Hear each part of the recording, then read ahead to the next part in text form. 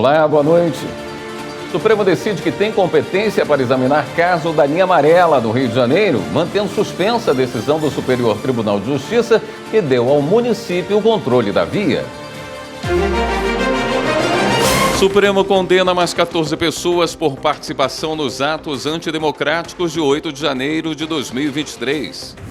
Na maior operação do ano, a Polícia Civil de Goiás mobiliza 250 agentes contra um esquema de fraude eletrônica e lavagem de dinheiro. Desembargadora do Tribunal de Justiça da Bahia vira ré por envolvimento em vendas de decisões judiciais. Superior Tribunal de Justiça decide que servidores públicos em trabalho remoto não têm direito aos adicionais de insalubridade e periculosidade. E ainda, Justiça no Rio de Janeiro autoriza que paciente cultive cannabis medicinal para tratamento psiquiátrico. O Jornal da Justiça desta quinta-feira, 7 de novembro, começa agora.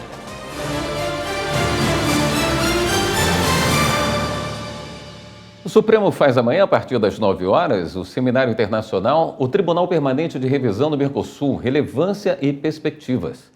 Repórter Evelyn Araújo preparou uma reportagem sobre o funcionamento da corte. Vamos ver. Mercosul, um dos maiores blocos econômicos do mundo.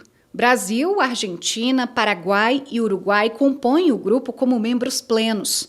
E Chile, Colômbia, Equador, Guiana, Peru, Suriname e Bolívia atuam como países associados. Desde 1991, o Mercosul promove um espaço comum de oportunidades comerciais e de investimentos perante o mercado internacional. No decorrer do processo de integração dos países membros, a agenda do Mercosul foi ampliada, passando a incluir, além da economia, temas políticos, de direitos humanos, sociais e de cidadania. O Mercosul é hoje instrumento fundamental para a promoção da cooperação, do desenvolvimento, da paz e da estabilidade na América do Sul. Para garantir a correta interpretação, aplicação e cumprimento dos principais documentos que regem o bloco econômico, o Mercosul criou, em 2004, o Tribunal Permanente de Revisão, que funciona como uma corte jurídica. O TPR, como é conhecido, é um foro especializado para resolver inseguranças jurídicas e controvérsias entre os países membros. A sede do Tribunal Permanente de Revisão fica em Assunção, no Paraguai. O colegiado é formado por 5 árbitros, um representante de cada nação. Atualmente, a ministra aposentada do Supremo, Rosa Weber, é árbitra titular do Brasil e presidente do TPR. Ela assumiu o lugar do também ministro aposentado do STF, Ricardo Lewandowski, que deixou a Corte Internacional no início do ano para assumir o Ministério da Justiça e Segurança Pública. Além das questões jurisdicionais, o TPR também tem ações permanentes de aproximação com a academia. Promove capacitação de estudantes, pesquisadores e professores na área de direito internacional. O Supremo divulgou a relação de expositores que vão participar nos próximos dias 11 e 12 da audiência pública sobre os impactos das apostas online. A audiência foi convocada pelo ministro Luiz Fux e pretende esclarecer pontos de uma ação da Confederação Nacional do Comércio de Bens, Serviços e Turismo, que pede que a lei das bets seja declarada inconstitucional pelo STF, sob a alegação de que a norma impulsionou as apostas online, levando famílias, especialmente as de baixa renda, a se endividarem. A lista com os expositores pode ser acessada no portal do STF. Um livro escrito por mais de 40 juristas mulheres foi lançado aqui no Supremo Tribunal Federal. Uma das coordenadoras é a secretária-geral da Corte, Aline Osório. Entre as autoras estão ministras do Superior Tribunal de Justiça e do Tribunal Superior Eleitoral. Pablo Lemos. Democracia, eleições e participação feminina. Elas pensam o Brasil. O livro tem 36 capítulos, foi escrito exclusivamente por mulheres e organizado pela secretária-geral do STF, Aline Osório, e pela promotora de Justiça do Ministério Público do Paraná, Letícia Giovannini Garcia. Somos aqui ministras, conselheiros do CNJ, juízas, promotoras, advogadas, líderes de partido, cada uma com a sua convicção e sua ideologia. Quando eu penso em inclusão das mulheres no espaço público, isso poderia parecer à primeira vista uma causa que é nossa, que é exclusivamente nossa.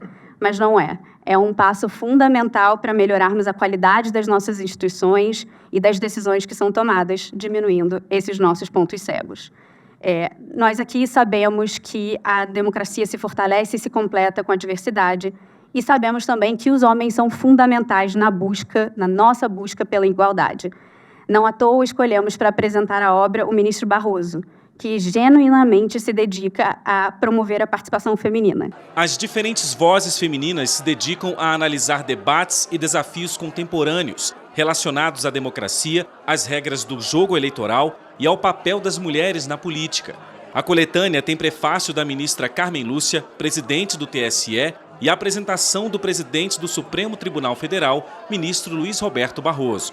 Nós, no Brasil, temos hoje pouco menos de 18% de participação feminina no poder legislativo, abaixo da média mundial, que é em torno de 25%, e uma situação que é surpreendentemente pior que a da Arábia Saudita e a do Paquistão, para dar dois exemplos extremos.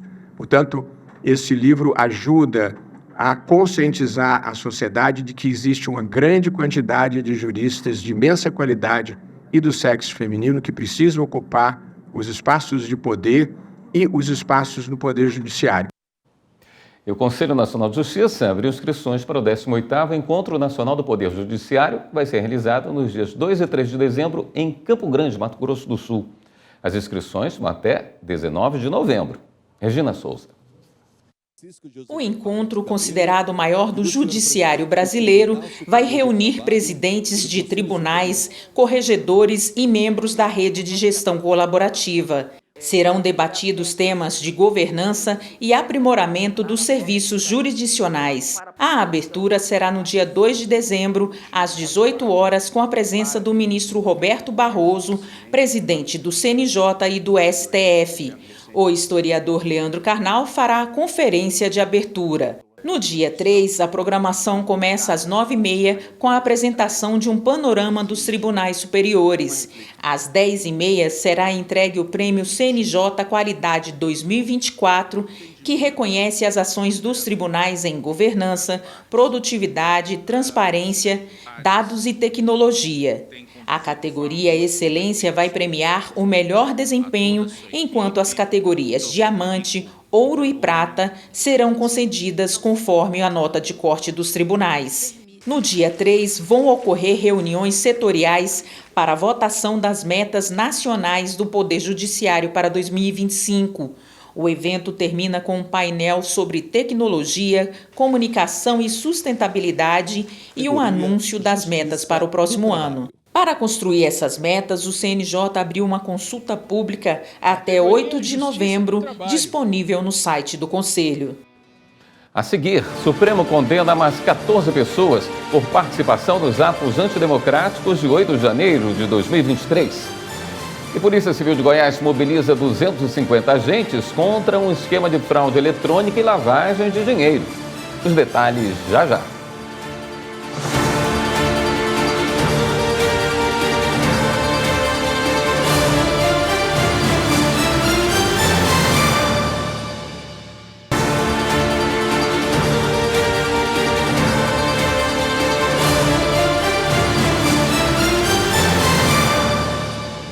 Uma desembargadora do Tribunal de Justiça da Bahia virou ré e teve o afastamento prorrogado pela Corte Especial do Superior Tribunal de Justiça. As informações com Jéssica Castro.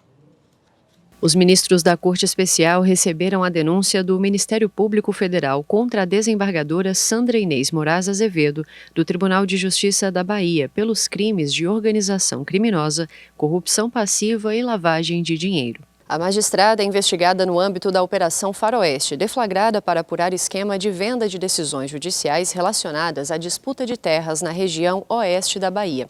Ela está afastada do cargo desde 2020 e a Corte Especial decidiu manter esse afastamento até que seja concluído o julgamento da ação penal. De acordo com o MPF, a desembargadora e os outros réus teriam atuado em diferentes processos para atender aos interesses de uma empresa agropecuária e garantir a ela a propriedade de imóveis rurais.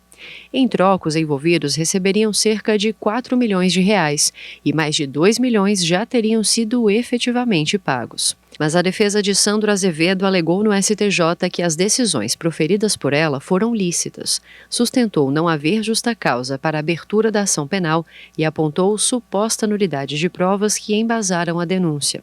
O relator, ministro Og Fernandes, destacou que a denúncia do MPF conta com uma grande quantidade de provas obtidas nas investigações, como pendrives com diálogos dos envolvidos no esquema, além de informações prestadas por meio de colaboração premiada. A Corte Especial seguiu o voto do relator e considerou ainda a existência de relatórios de inteligência financeira que identificaram diversas movimentações atípicas entre os acusados, como depósitos de quantias fracionadas e transações bancárias em valores expressivos. Polícia Federal desarticula esquema de tráfico interestadual de drogas. Suspeitos de aplicar golpes de R$125 mil na mãe de modelo Carol Tarentini são presos em Goiânia. E mais 14 pessoas são condenadas pelos atos antidemocráticos. Confira.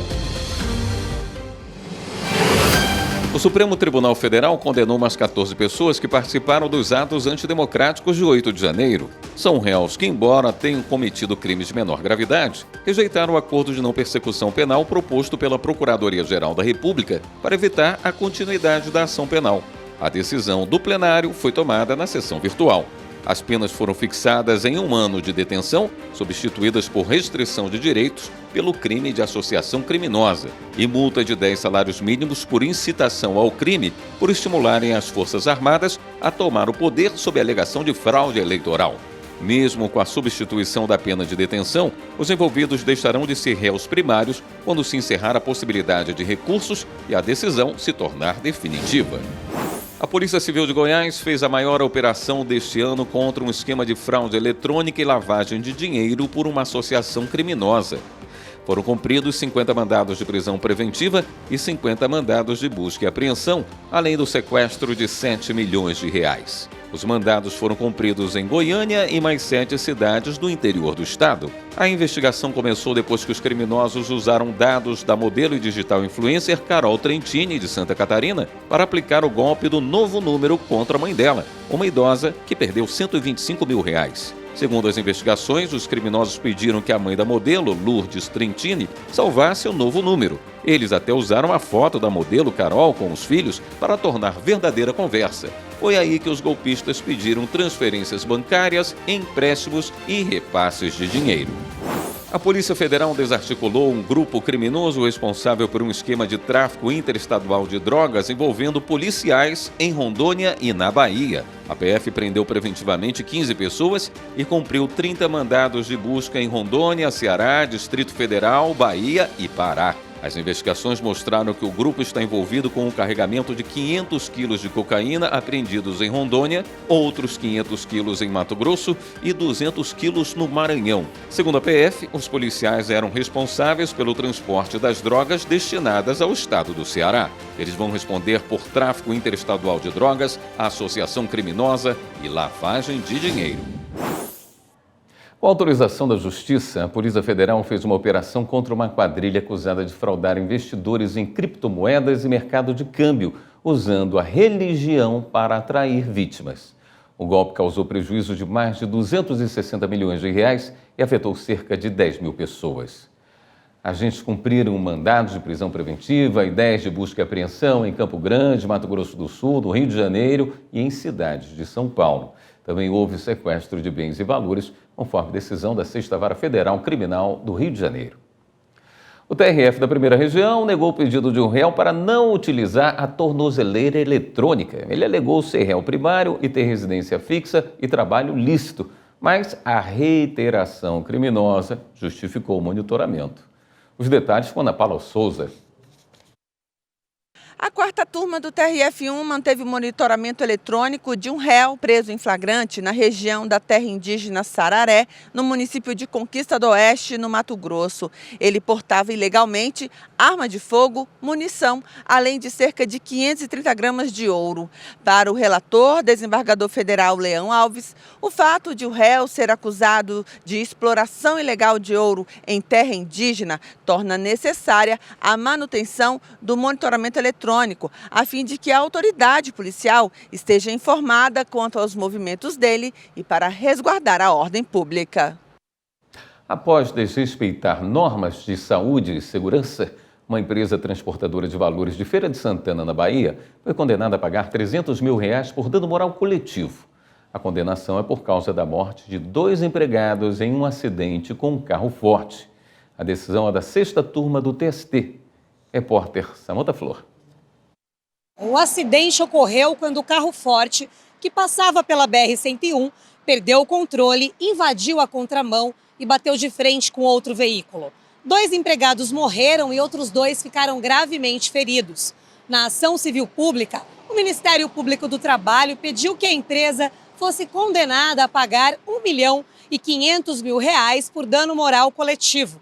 O MPT relatou que o Ministério do Trabalho e Emprego havia multado a empresa em consequência do acidente, após constatação de más condições de segurança e saúde.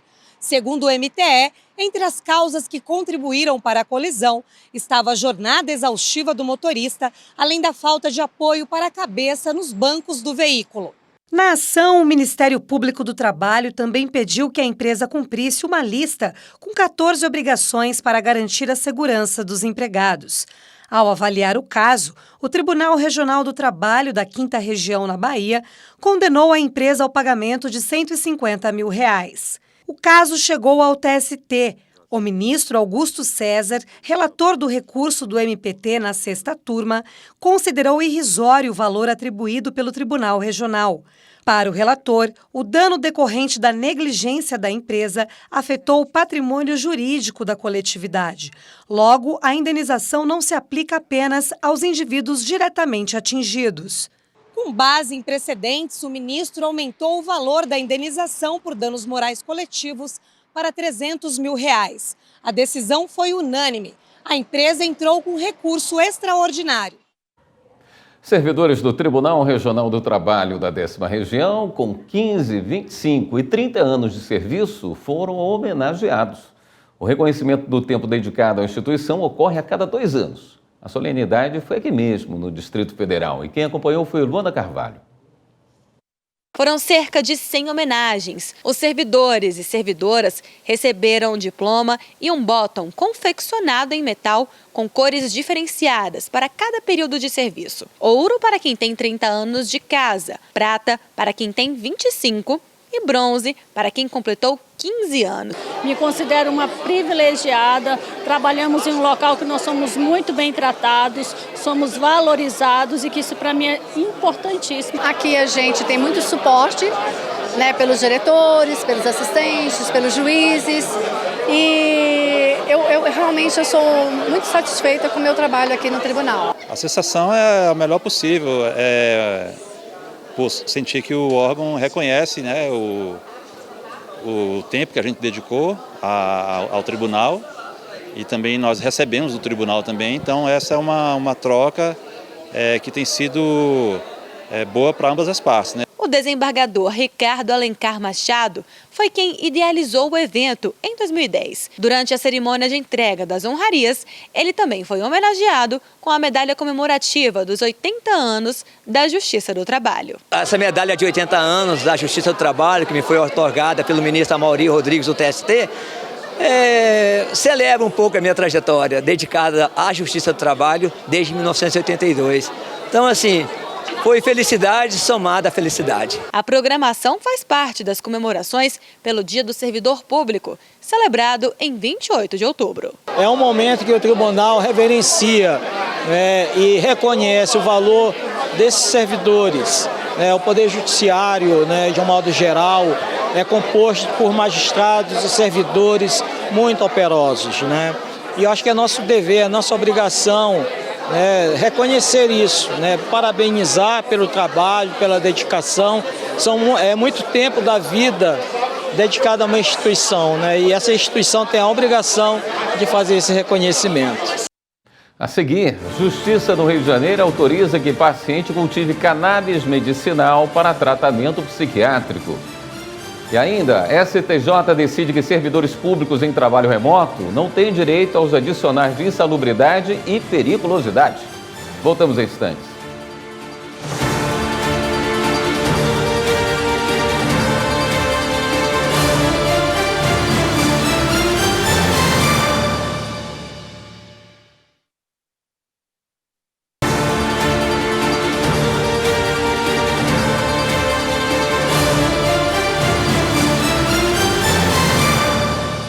A Justiça de Itaperuna, no Rio de Janeiro, autorizou que um paciente cultive a cannabis medicinal para tratamento psiquiátrico. Os detalhes com a repórter Viviane Novaes. Segundo o processo, o paciente começou a usar cannabis medicinal importada em 2023 para transtorno de ansiedade e de personalidade. Mas por causa do alto custo e das dificuldades de logística na importação, o paciente pediu à Justiça o direito de cultivar a planta em casa. Ele também alegou que os medicamentos convencionais não controlavam os problemas psiquiátricos. A segunda vara de Itaperuna, no Rio de Janeiro, atendeu o pedido do paciente. A decisão se baseou em laudos médicos, pareceres técnicos e autorizações da Anvisa.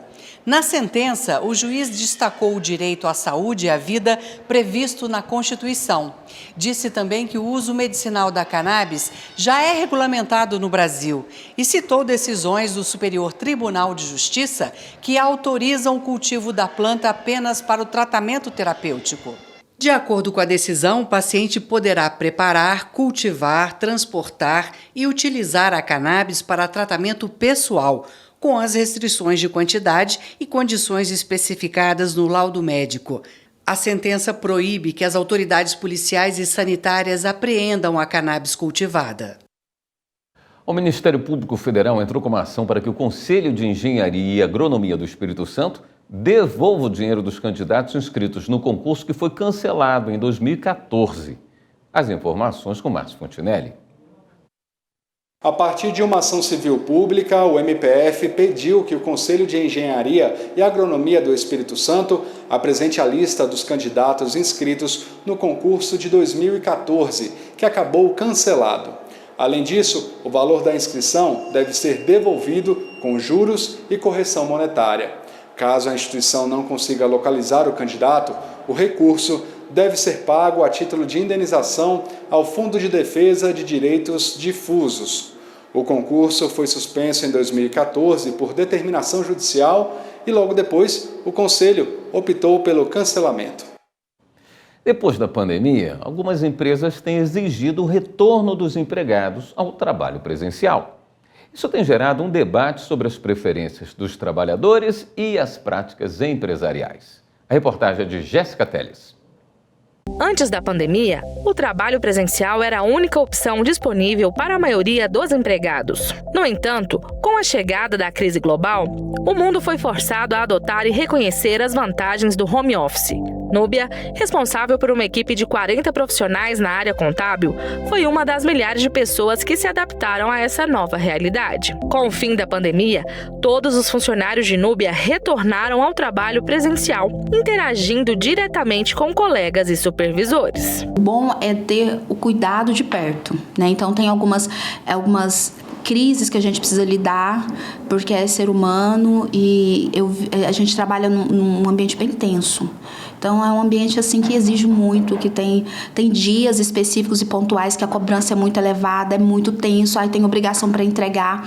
E quando eu consigo cuidar disso de perto, é melhor. Então, assim, o nosso próprio espaço físico ele foi desenhado para isso. A gente tem uma sala que a gente chama de cafofo, a gente tem aqui uma sinuquinha, né, para quebrar ali o gelinho um pouquinho, né? Então, a gente tem aqui uma estrutura física para proporcionar isso para eles, uma válvula de escape. Terminei o meu trabalho por hoje. E o que é mais vantajoso? Abrir a porta e poder encontrar a minha família? Ou encarar o trânsito para chegar em casa? Um estudo recente realizado pela Croma Consultoria, do Grupo Croma, revela uma mudança significativa nas preferências dos brasileiros em relação ao modelo de trabalho. Segundo a pesquisa intitulada Gerações, 86% dos entrevistados preferem trabalhar em modelos híbridos ou home office. Apenas 14% ainda optam pelo tradicional trabalho presencial. Esses dados refletem uma tendência crescente de flexibilização e adaptação no mercado de trabalho do país. Vivendo essa nova realidade, Isabela trabalha na Embraer em um formato híbrido, indo ao escritório apenas 2 vezes por semana. Dessa forma, ela concilia a flexibilidade do home office com os benefícios da colaboração no ambiente presencial. Eu não tenho gasto com deslocamento, né? Não perco tempo também me deslocando da minha casa até o trabalho. eu posso fazer mais atividades de esporte, né, que eu faço assim que eu já terminei de trabalhar, eu já posso sair e desligar o computador, né? O trabalho híbrido não é apenas uma resposta às necessidades atuais do mercado, mas uma visão do futuro do trabalho.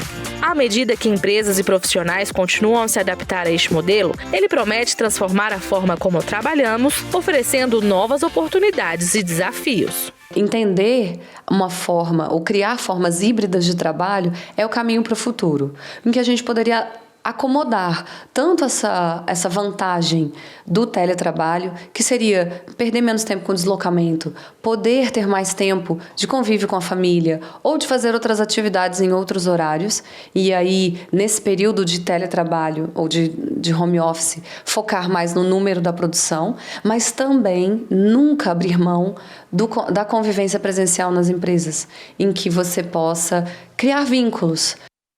A segunda turma do Superior Tribunal de Justiça decidiu que servidores públicos em trabalho remoto não têm direito aos adicionais de insalubridade e periculosidade. Quem explica é a repórter Liamara Mendes. O caso envolve servidores do Tribunal de Justiça de Rondônia que buscavam receber os adicionais de insalubridade e periculosidade relativos ao período em que ficaram em regime de teletrabalho devido à pandemia da Covid-19. O processo teve início após o presidente do TJ de Rondônia suspender o pagamento dos benefícios. O fundamento foi que as verbas são devidas apenas quando os servidores atuam em ambientes insalubres ou perigosos, o que não ocorria no trabalho remoto. O Sindicato dos Servidores do Poder Judiciário de Rondônia defendia a continuidade do pagamento, alegando que os fatores que justificavam os adicionais não haviam sido eliminados. A discussão chegou ao STJ. O relator na segunda turma, ministro Teodoro Silva Santos, ressaltou que a Lei 8.112 de 1990 prevê que os adicionais podem ser suspensos se os fatores que deram causa ao pagamento forem eliminados. Para o ministro, se o servidor está trabalhando em casa, as condições insalubres ou perigosas deixam de existir. Por fim, o ministro destacou que a decisão do Tribunal de Justiça de Rondônia está de acordo com a jurisprudência da Corte. Isso porque benefícios como adicional noturno, adicional de insalubridade e as horas extras são devidos aos servidores somente enquanto desempenharem atividades que justifiquem o pagamento. Dessa forma, por unanimidade, a turma negou o provimento ao recurso do Sindicato dos Servidores do Poder Judiciário de Rondônia. A seguir, as informações da sessão plenária de hoje no Supremo Tribunal Federal. E o TSE mantém a condenação de prefeito no interior de Goiás, que divulgou uma pesquisa eleitoral sem registro prévio. Assunto para o próximo bloco.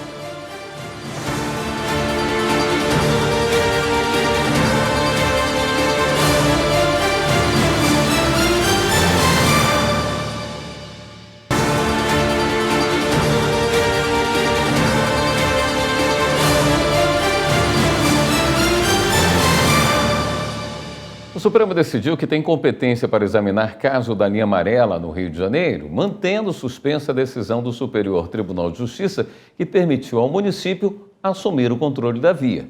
Marta Ferreira.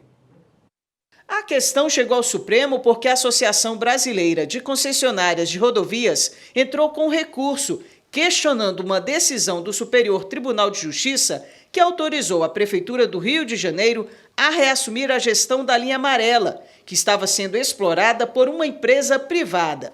O STJ considerou que houve eventuais falhas no contrato de concessão e que a retomada do serviço pelo poder público havia sido aprovada pela Câmara Municipal. Os ministros do Supremo vão decidir se mantém ou não o entendimento do Superior Tribunal de Justiça. A discussão começou no plenário virtual, mas acabou indo para o plenário físico. A primeira questão analisada foi sobre a competência do Supremo para julgar o tema. Antes de se aposentar, a ministra Rosa Weber votou no sentido de que não cabe ao STF deliberar sobre o assunto.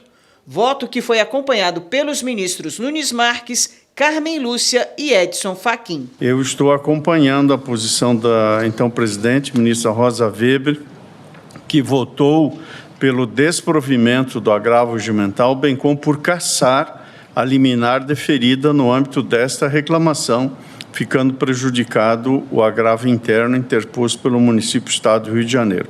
A divergência foi aberta pelo ministro Luiz Fux, que entendeu que a discussão envolvia direitos fundamentais, como o direito à propriedade e à indenização justa, o que conferia à matéria uma natureza constitucional.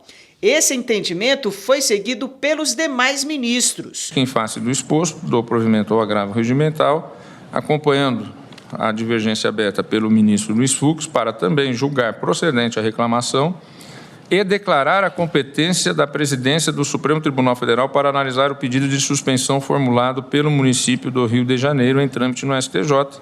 Assim, o plenário, por maioria, deu provimento ao pedido. O mérito da questão será julgado em outra sessão.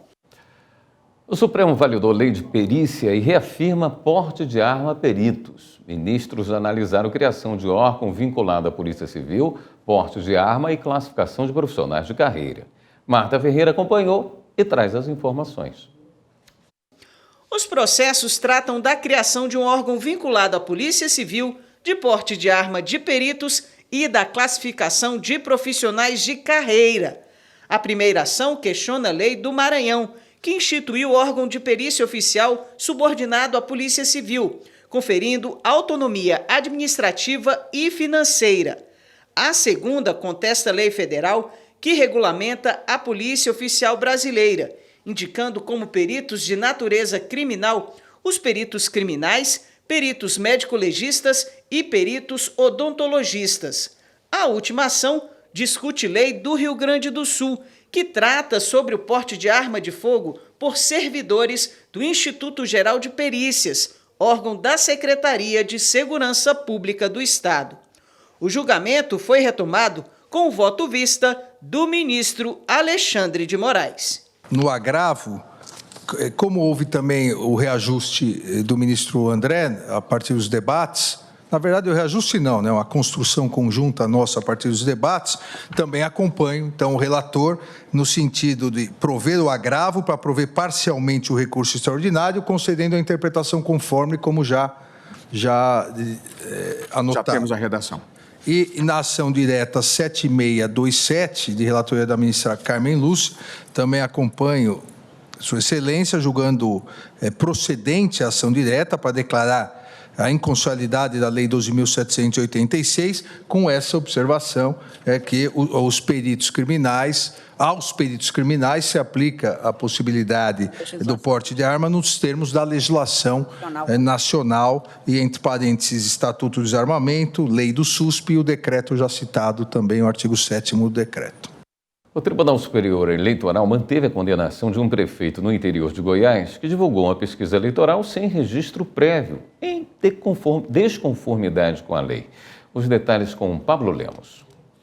O atual prefeito de Goianésia, município localizado na região central de Goiás, foi penalizado pela divulgação da pesquisa de opinião pública sem registro prévio na Justiça Eleitoral durante a campanha de 2020.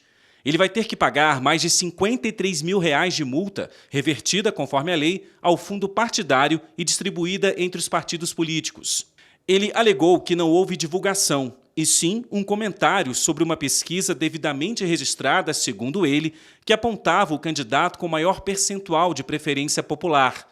Mas o recurso do prefeito contra as acusações não foi aceito pelo Tribunal Superior Eleitoral e a condenação foi mantida. Na sessão, os ministros acompanharam o voto do relator do caso, ministro Nunes Marques. Ele destacou que a decisão da Justiça Eleitoral do Estado de Goiás está em harmonia com a jurisprudência do TSE.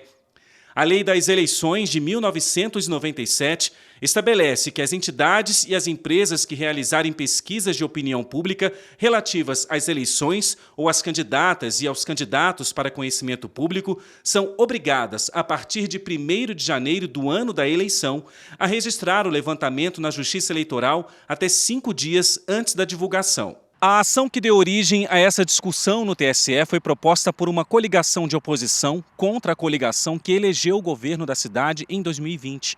A acusação é de que a pesquisa foi divulgada em horário eleitoral gratuito em emissoras de rádio, sem obedecer aos requisitos legais para o anúncio.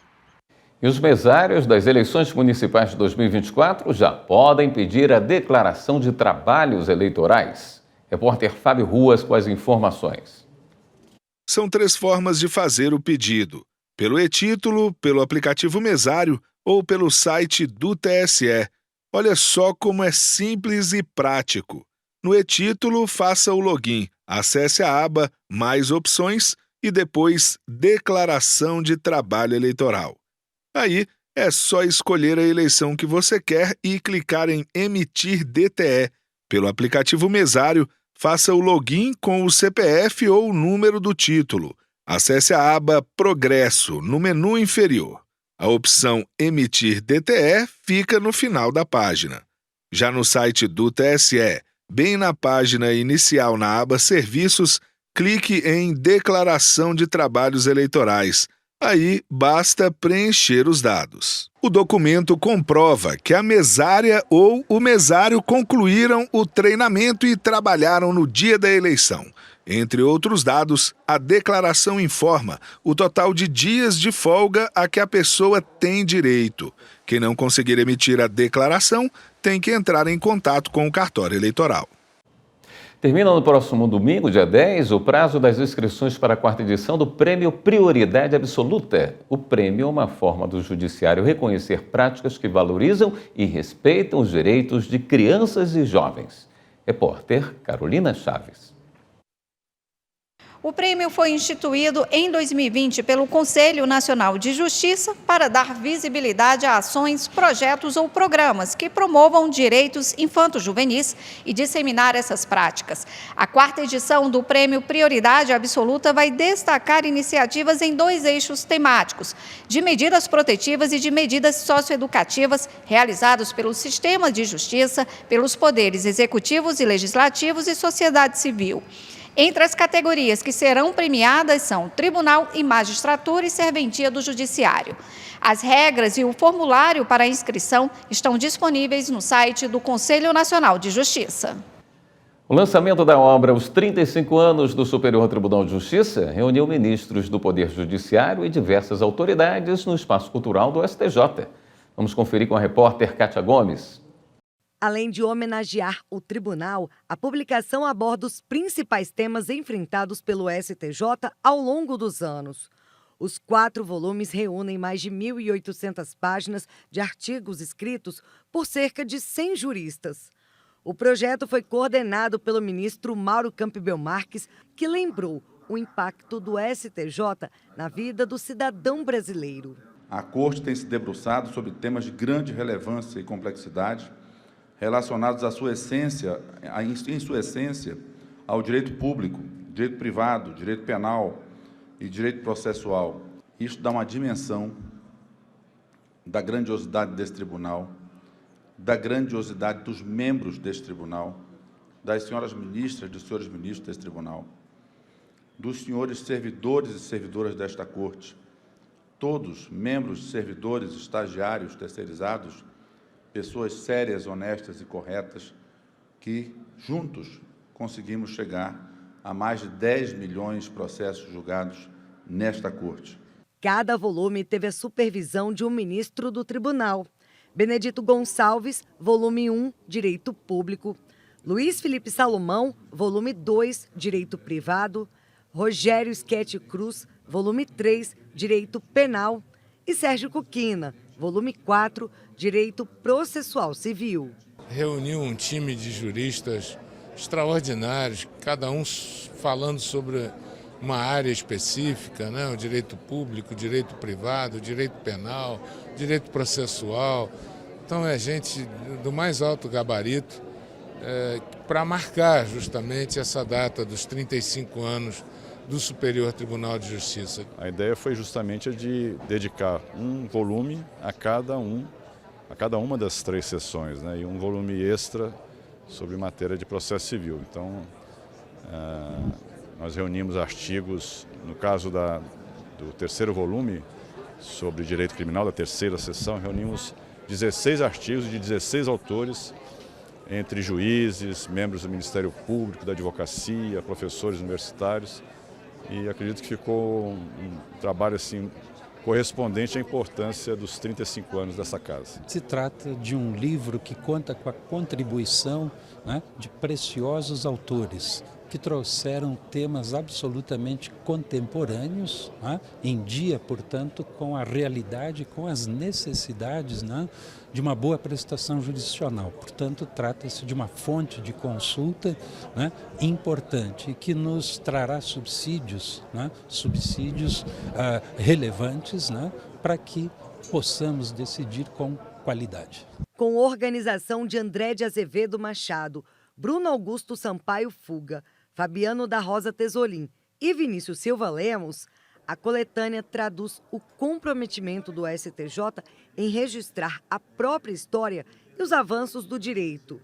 E é graças a esses avanços que a população tem procurado cada vez mais o judiciário. O presidente do Supremo Tribunal Federal, ministro Luiz Roberto Barroso, fez uma reflexão sobre o grande volume de processos analisados pelo STJ e a importância de adotar métodos avançados de julgamentos. Nós temos uma cultura jurídica mais recente, fundada no novo Código de Processo Civil, que é uma cultura jurídica fundada em precedentes. E o Superior Tribunal de Justiça é o grande fixador de precedentes em todas as áreas de direito, praticamente, que não seja o direito constitucional. E, portanto, é preciso que o Superior Tribunal de Justiça julgue menos para poder julgar com mais visibilidade, tal como o Supremo Tribunal Federal. Esta edição do Jornal da Justiça fica por aqui. Obrigado pela companhia, uma ótima noite para você.